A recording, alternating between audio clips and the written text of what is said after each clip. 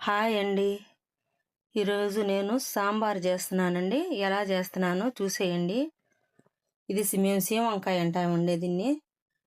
కొంతమంది ఏమంటారు తెలియదు, మేము మాత్రం సీమ వంకాయ అంటాము.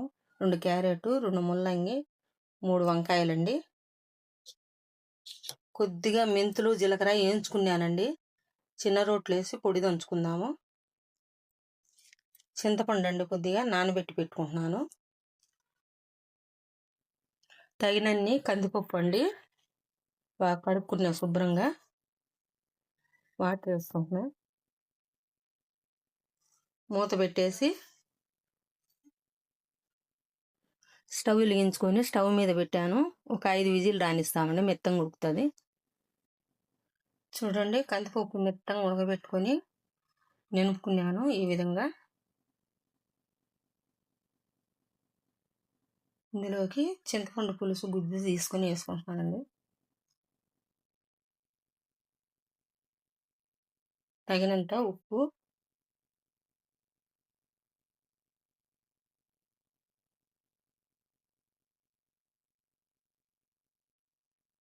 సాంబార్ పొడి, జీలకర్ర మెంతులు పొడి, కొద్దిగా కారం పొడి, కొద్దిగా ధనియాల పొడి అన్ని దీంట్లోనే వేసి కలుపుకుంటున్నాను.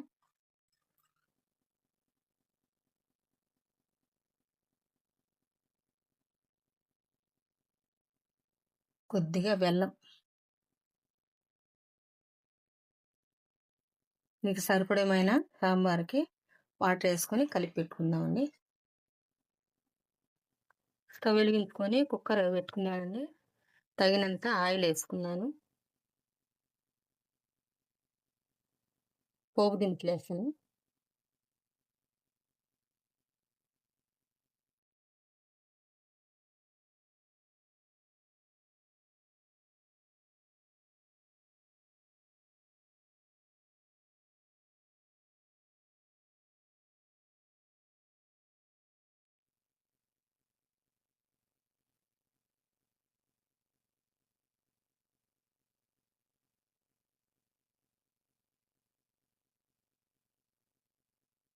చూడండి, వెల్లుల్లి, ఒక గడ్డ, ఎండుమిర్చి, ఉల్లిపాయ.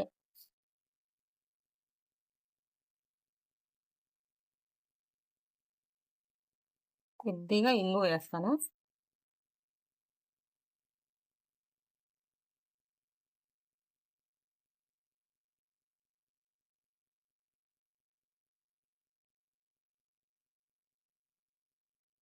కొద్దిసేపు మగ్గనిద్దాను. ఆ మాత్రం మగ్గితేస్తానండి. ఉల్లిపాయ, టమోటా ముక్కలు వేస్తున్నాను.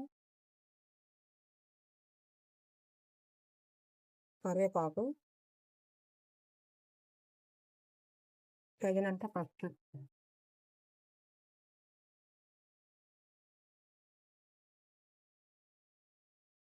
మగ్గనిద్దాం టమోటాలు.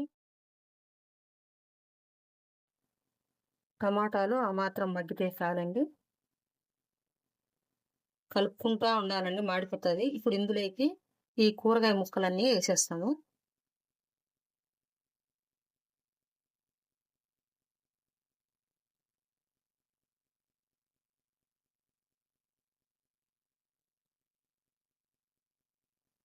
కాసేపు మగ్గనిద్దాం.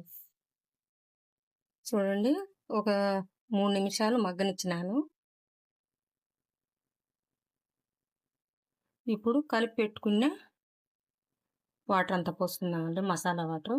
కందిపప్పు అన్ని మసాలాలు వేసుకున్నాం కదా, అదే చేసుకుందాం.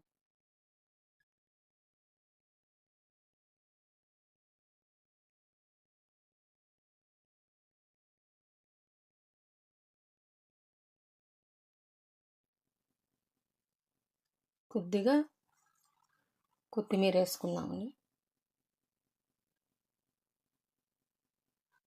కుక్కర్ పెట్టుకొని ఒక 4 విజిల్ రానిచ్చుకుందామండి. చూడండి, ఈ మాత్రం ఉడికితే చాలు. చూడండి, రెడీ అయిపోయిందండి సాంబారు. ఇలా 4 రకాల కూరగాయలు వేసుకున్నానండి. వంకాయ, ముల్లంగి, క్యారెటు, సీమ వంకాయ అండి. చాలా బాగుంటుందండి. బెంగళూరు వంకాయ అంటాము. ఇలాగే చేసుకోండి. బాయ్ అండి.